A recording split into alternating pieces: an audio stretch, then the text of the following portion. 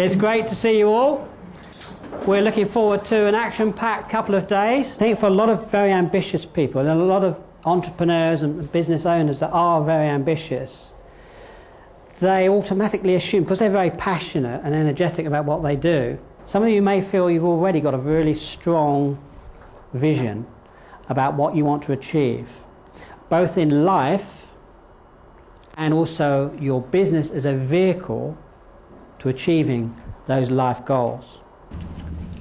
One of the things we found really helpful was that the pair of us doing it together, did it with my husband Ken, we talked through things together with you on the phone, and we're used to bouncing ideas off each other, but to do it together with your input was really helpful and helped us to understand where we were going, where we'd been, and how best to achieve the results we wanted. It was really beneficial. Sometimes you have to sacrifice responsiveness for quality, and that's a decision we have to make. The three things that I would say, from all the businesses that I've encountered, the three core things that are reoccurring themes. One of them is mindset. All the really successful businesses that I've worked with and know, they have a winning mindset. Second thing is they have a compelling proposition. And we'll be spending more time about making sure you've got a compelling proposition. So that's a winning mindset, that's a compelling proposition, but it only works in a business marketplace with what? Effective marketing. It will be done. That's really the only true level of commitment. Now, some businesses position themselves very basic product, low price, high volume, low price, regular commodity items. It's good, Brian. Again, it moves. I think it moves things from. There's some stuff that you have going on in your mind, and you know that maybe you should be doing or whatever, but you just need clarification. So, but then also, it's just this, as you put it, strategic thinking time as well. It's having a day away from the office or from the day-to-day business, and just being able to meet other people, bounce ideas off each other, and really sort of drill down on what needs to be done and what the priority is of doing those things, but also the cause and effect of doing them. So for me, the most important thing is to concentrate on this wonderful customer database that I've just inherited, if you like, and rather than spending a lot of money in traditional methods, to try as many different things as I can with that database first, before I start spending money elsewhere. So that's been my main thing. But yeah, very useful. Yeah, very helpful. Brilliant. You've got to be a strategist. You've got to have sales and marketing skills. You've got to keep the financial management in balance, otherwise you run out of cash. You've got to be delivering everything. And this is why outsourcing can be so important. And we'll cover that. Lilia's covering that in detail tomorrow. And you've also got to, as you grow, you've got to manage the people issues. So think about all those skills that a worker, business owner needs. It's a vast array. So we want to get you progressing through the stages of business so you've really got choice and freedom, if that's what you want. But of course you need the whole infrastructure in place to make that happen. You need people. It's only other people. Again, all the successful businesses that I've worked with, they rely on people. You have to be able to rely on people, whether they're staff, whether they're customers, whether they're suppliers. You have to rely on people. You want to be setting the strategy because it's your business, not something you can outsource. You can get help to design your strategy, but you want to be setting it. And the other thing is the sales.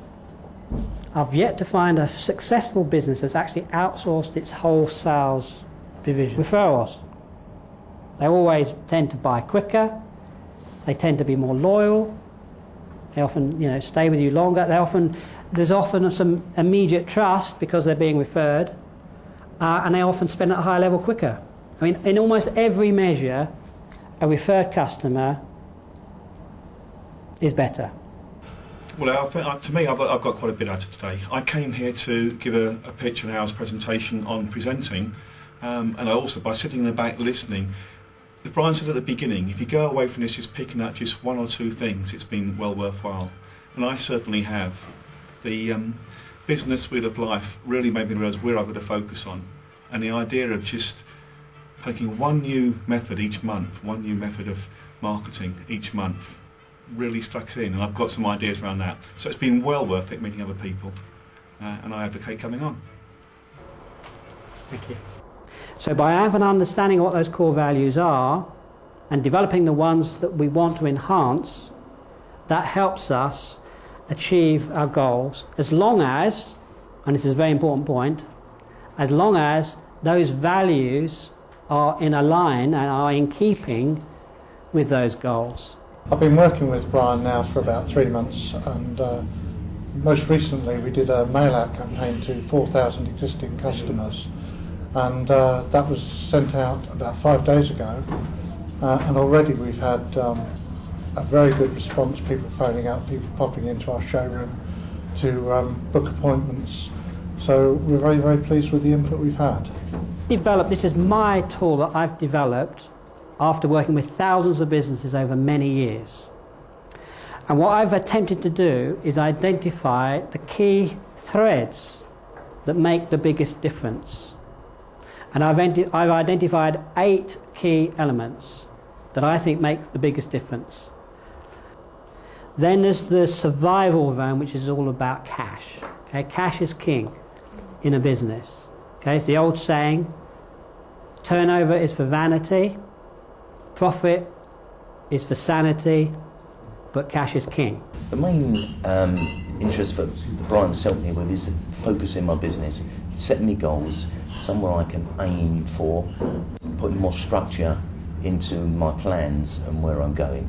And it's been really helpful having an overview of the situation, clear the waters for me. Sometimes it's just too much information for me to maintain, and it's been really good for Brian to have that looking down effect, and just clearing the way for me, guiding a path maybe, and just setting me some really good avenues, i.e. building my website, optimising, how I can get the most out of my client base. And it's just been really, really helpful having someone of an outside point of view just give me good sound advice. I really can't emphasise how much it's been really helpful for me. So I just appreciate his help on the one-to-one basis of my monthly calls with him. I found it really helpful and informative. So if you can always find ways of getting cash, even if you've got to borrow cash, then you can still survive to the next day. And sometimes that's what it's about, isn't it? Sometimes in the early parts of driving a business, or when you're going through one of those trough times, sometimes it's just about surviving for the next day. One of the specific things we did, which we'd never thought of before, was to actually put a response form in with our mailer. We've never ever done that, and we actually almost immediately had one completely filled in response form, with asking for us to phone the customer to arrange for a visit. And we've had other people ringing up saying, I've got your form here, please will you arrange to come round because we need to buy some more blinds from you. The mindset zone is all about you as a business owner and others that work within your business. It's all about attitudes. We'll speak more about attitudes in a moment, but that has a major impact on a business. The attitudes within that business.